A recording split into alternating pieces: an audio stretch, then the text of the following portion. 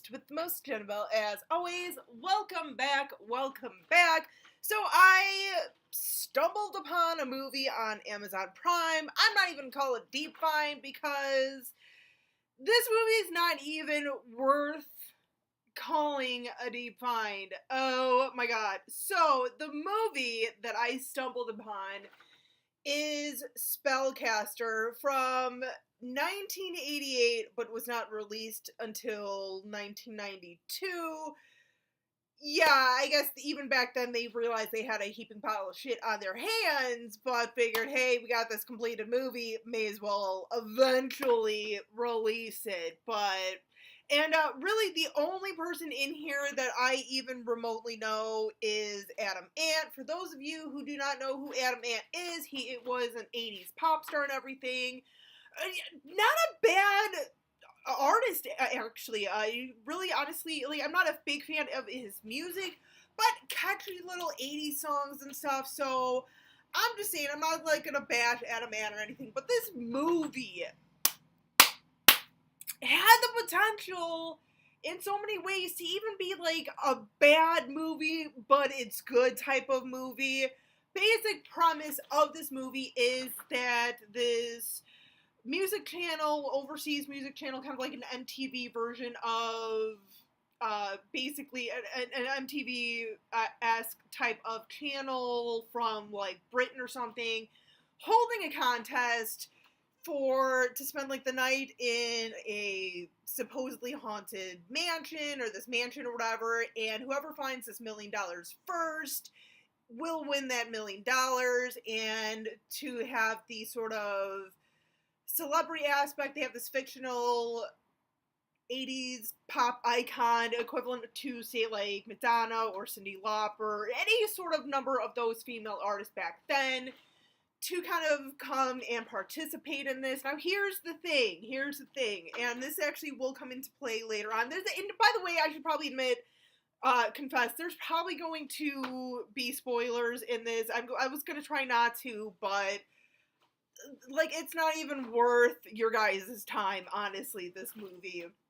But no, this singer is going to participate in it and everything, and that kind of comes into play later. Even this actress, this pop star, when we first meet her, she's camping out in the limo that they picked her up in. She's complaining about that. She keeps just downing vodka or whatever alcohol she's drinking.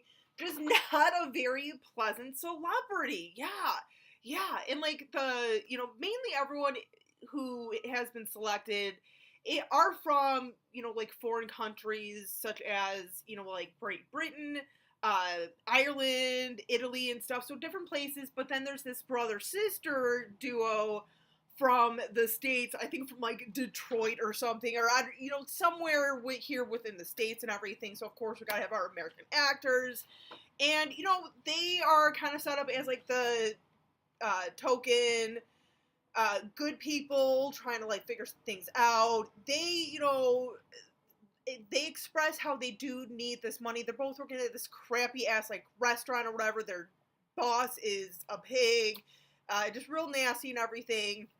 They end up getting chosen among these like 6 other people or 5 other people and whatnot. So they go there, and sure enough, shenanigans ensue and everything. And it's just sort of like the tale of like, trying to figure things out and everything, trying to figure out this little mystery, like who is this guy that keeps saying he's going to come to each meal, but keeps saying, oh no, I'm not going to join you today. Who is this kind of looking into this crystal ball, making things happen and everything? And it should be, like I stated at the beginning of this video, it should have been one of those movies, or at least it had the potential of being one of these kind of like silly, sort of goofy movies, like very much, while I was watching this, a few movies that kind of were popping into my head were things such as like Terror Vision, A Night of the Demons, certain things like that are so kind of goofy. They're not really the greatest movies, but there's something about them that us fans like or love about these movies. This one, like, each time they seem to get certain little things right or go in a good direction, and then they shit all over it. It turns out dumb. And very much so with a lot of this movie, um, like, they were just trying to put everything from 80s horror movies into this movie. It was just too much. It was too much. Another movie I just thought of that kind of also was reminiscent for this movie, for me, and almost very similar for me, is Waxworks. That movie as well, something that's so cheesy, but yet I love, did it right with that movie with Waxworks. This one, not so much. And that's the other thing. I felt like they were pulling so many different influences from other movies. Like, this came out the same year as the original Night of the Demons. And we all know that Night of the Demons, one of the guys literally turns into a pig. Kind of like the, token, like, fat guy. I think the running joke with him was always like, oh, he's a pig, blah, blah. Very much in this movie, in Spellcaster, there's that one guy. I think our only other person from the States, I think he even introduces himself as like, oh yeah, my friends call me pig or something. He turned into a pig, and I literally was like, I'm not even sure if this was being filmed or whatnot after the original Night of the Demons came out or what, I'm not sure, but I literally, when that scene happened, I thought, steal much from Night of the Demons? Like I said, I'm not even sure if this came out, or was shooting after the original Night of the Demons came out. So I'm not even sure. It might have just been a coincidental thing. So I don't know. Don't jump all over me if it wasn't. But no, this, just so many things with this movie is just so... Well, and then we get, a happy ending. That's the thing, too. And I don't have a problem with, happy endings in horror movies. I don't. I'm kind of accustomed to sometimes seeing those, happy moments, or you get, that one final girl, at least a survivor. But literally, after almost everyone got killed, they were all fucking saved. They were all brought back from the goddamn dead. Seriously. And, the thing, too, is, at a certain point with, kind of going back to this artist and everything that's going, you do quickly kind of realize why they're all there, why she's kind of, this drunk and everything. You start to put the pieces together. She sort of basically made a deal to sell her soul to the devil for success. So, yeah.